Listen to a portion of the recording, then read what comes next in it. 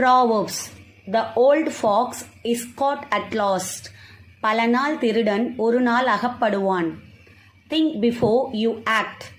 எண்ணித் துணிக கருமம். கருமம் என்றால் செயல். The early bird catches the worm. ஐந்தில் அறியாதவன் ஐம்பதில் அறிவானா. The pot called the kettle black.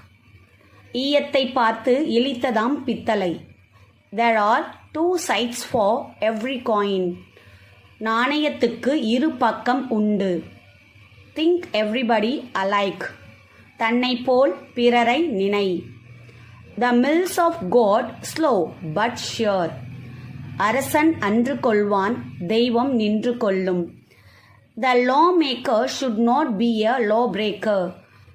வேலியே பயிரை மேயலாமா. The pen is mightier than the sword.